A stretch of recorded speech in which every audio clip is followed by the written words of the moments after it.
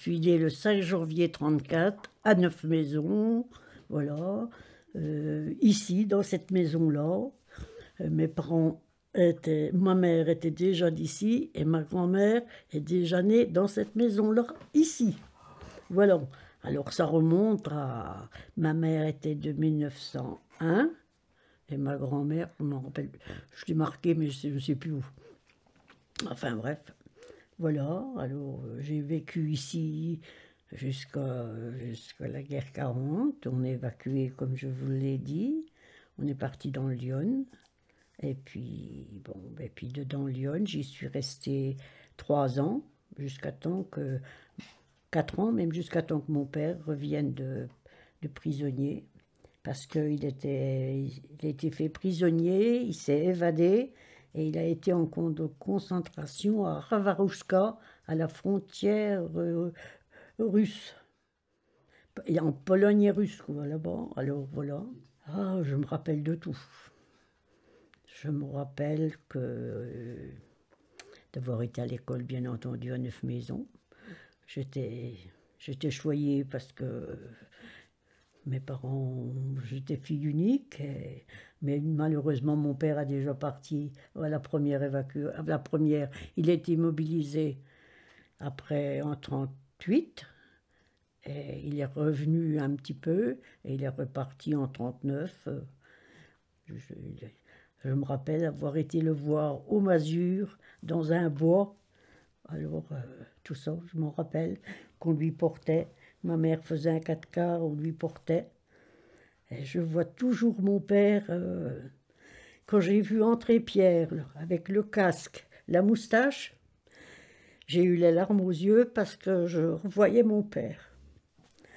Alors ça, je lui ai dit encore dit l'autre jour, pour hier, quand je le vois, pas tous les jours, mais quand il a le casque, puis là, oh, c'est impensable, les souvenirs que ça me rappelle.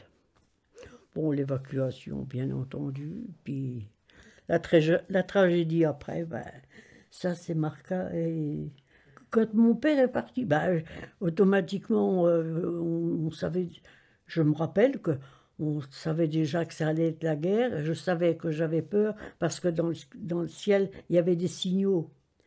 Et comme j'avais peur de l'orage, maman me disait non, tu vois, c'est ton père qui nous fait signe. Enfin bref, c'était comme ça. Puis alors après, ben, là, j'étais dans Lyon. Ben, là, dans le village, ben, vous savez, on avait conservé les vaches, on avait conservé tout, jusqu'au jour où il a fallu tout abandonner. Hein. Et puis, bon, on est parti avec un chariot chargé avec la literie, tout un tas de trucs. Et puis, là-bas, on y est resté 15 jours, là-bas, puis c'est au bout des 15 jours qu'on a réévacué une deuxième fois. Là-bas, vous étiez où? Alors, Quand vous dites là-bas, c'était où? à Guerchy, dans Lyon. D'accord, ok. Et puis, elles ont été tuées à Toussy. D'accord. Vous pouvez me parler un petit peu de ça? Hein. Hmm. Ah, C'était... si vous voulez pas, Oh, je... si, oh, si, bah, qu'est-ce que vous voulez, c'était ma vie, hein. Je vous dirais que ils ont été tués, ce que je dis toujours, c'était des avions jaunes, des Italiens qui nous ont bombardés, et puis il y en a plus. La route, c'était une grande enfilade comme ça, vous savez, c'était facile, ils faisaient du rasement, ils lâchaient les bombes, puis... hein. Comment que je vais vous dire, j'étais au milieu là, elles étaient accroupies, moi entre elles deux, et la bombe est tombée dans le dos de maman. Et la déflagration a tué. Ma grand-mère, je la vois encore, elle avait elle était toute jaune, elle avait une petite tête haute comme ça. C'était le coup de la déflagration, certainement, de la bombe. Donc à Toussy. À Toussy. Alors là, ben, il restait un cheval, les 4 autres étaient tués, un petit poulain, et puis plus rien pour tirer le jeu. Alors j'ai été appeler mon grand-père aussitôt. J'ai dit, viens vite, maman et grand-mère sont mortes. Je n'avais jamais vu un mort.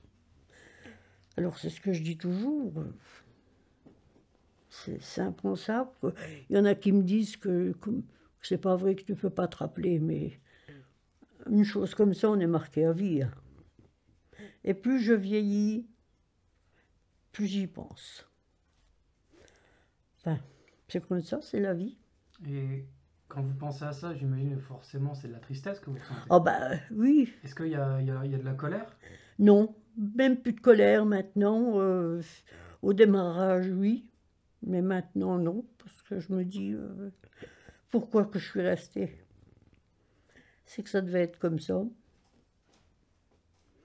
Et ces sentiments-là, Ouais. combien de temps ils sont restés, ces sentiments de colère? Est-ce que vous me De dire un petit colère, peu? ben, je vais vous dire, un certain temps quand même, parce que après la guerre, déjà bien, même longtemps après, il y a eu une émission, on est allé avec Odile et puis sa mère à une réunion à Talmontier. Et puis alors, il y a un monsieur qui faisait la réunion, c'est ça, hein, Odile, et qui nous a dit que c'était pas vrai, que c'était pas, on n'avait pas été tué, maman n'avait pas été tuée par les. Alors, mais ce monsieur-là, il était beaucoup plus jeune que moi, alors il m'a sans doute pris pour une illuminée, sans doute. Alors là, j'étais pas trop contente, parce que quand vous l'avez vécu et que vous vous en rappelez, on ne peut pas vous enlever ça de la tête, hein. C'est pas possible. Pas possible. J'ai eu la chance quand même de rester dans Lyon et puis que ces gens-là m'ont. D'abord à la dame, la première chose que je lui ai dit, quand on a été arrivé chez eux, là, après, ben, je dis, tu sais maintenant, je vais t'appeler maman, puisque moi je n'ai plus de maman. Ça. Et moi je dis, quand on perd sa mère, ben. Après, quand on a fait les démarches pour les pensions de la guerre, il y a un monsieur qui m'a dit, oh ben, vous savez, c'est rien de perdre sa mère à côté de perdre son père. Ben, j'ai dit, moi, je ne suis pas de votre avis. On a un père et une mère. Mais c'est très dur de perdre sa mère, surtout à 6 ans. Voilà.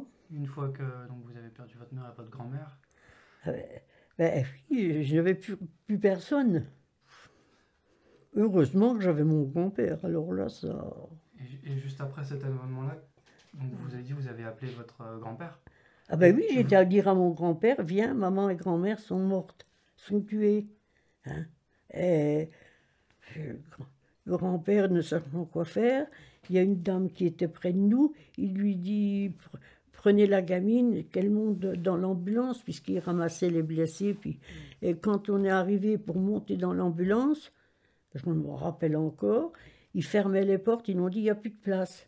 Alors, elle m'a ramené à mon grand-père, et après ça, j'ai perdu, je n'entendais plus certainement la déflagration de l'obus, et je ne parlais plus.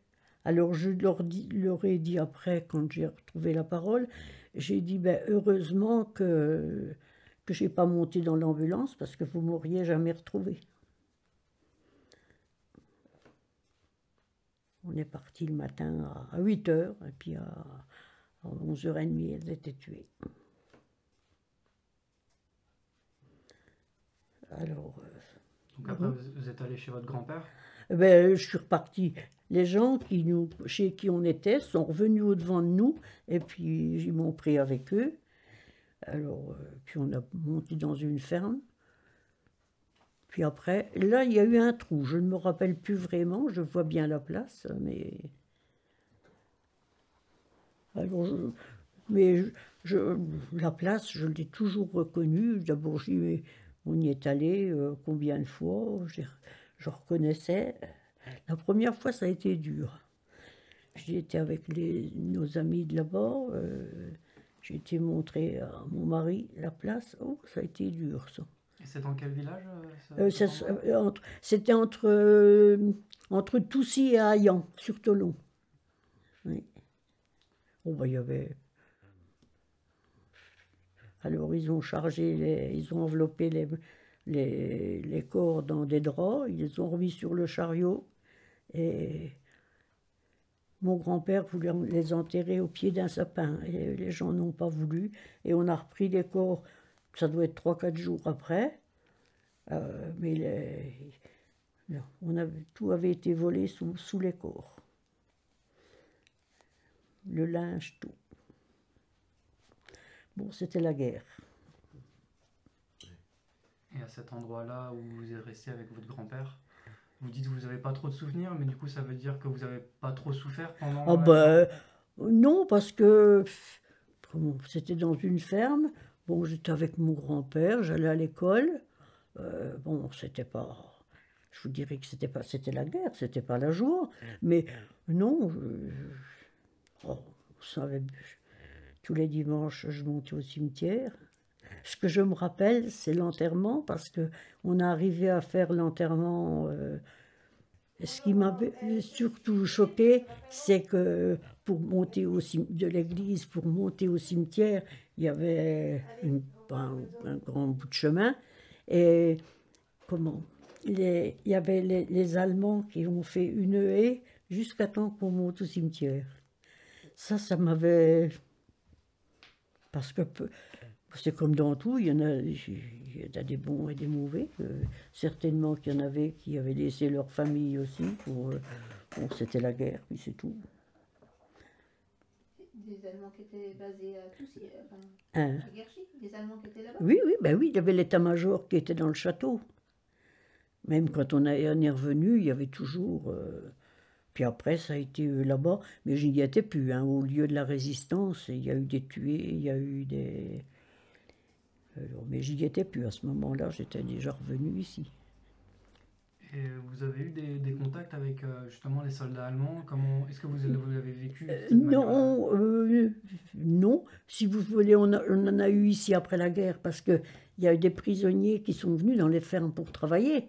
Et il y en avait un, il était très gentil, il faut dire ce qu'il y a. Mais ils étaient tous gentils, ceux qui étaient ici, c'était la guerre, ils étaient prisonniers, ils étaient ici. Et alors il disait qu'il avait justement j'ai une petite fille qui était de mon âge. Et puis papa parlait allemand, lui, alors il avait appris l'allemand à la guerre de 14. Alors non, puis je vous dis, bon, c'est comme ça, c'est comme ça. Eux, ils étaient rien non plus, on leur demandait de faire la guerre comme... c'était ça, c'était la vie. Et vous avez dit que votre père était prisonnier de guerre Ouais. pendant 3 ans. Vous pouvez me parler un peu de ça? Ouais. Ben, vous savez, il n'en a pas raconté beaucoup, à part qu'il disait que quand il s'est évadé, alors automatiquement il a été repris, hein, et automatiquement il est parti en camp de concentration. Alors il est parti là-bas, il dit à Ravarouska. Alors le seul souvenir qu'il nous a raconté, bon, ils étaient malheureux, ça c'est sûr, qu'il avait mangé, c'était des betteraves, des feuilles de betterave, et il a dit en tant que je ne voulais pas manger de viande, qui dit parce que il avait l'impression, il croit même qu'on leur a fait manger de la viande humaine. Alors, vous voyez, il était d'une maigreur quand il est rentré. Normalement, c'est encore pareil, il ne devait pas revenir. Il passe une loi qu'on libérait les veuves de guerre. Alors, bon, aussitôt, il est parti du camp, et dans l'intervalle, on le rappelait pour y revenir, parce que ceux qui s'étaient évadés n'y avaient pas droit. Mais il était dans le train, il ne l'a pas su, et il est revenu comme ça. Vous savez, comme tous ceux qui ont été prisonniers, qui ont été déportés, ils ne racontaient pas grand-chose. La seule chose qu'ils disaient, qu'ils ne souhaitaient à personne, voilà, et que les enfants, même les autres, ils disent que les enfants ne reconnaissent pas une chose pareille, quoi. C'était surtout ça. Hein.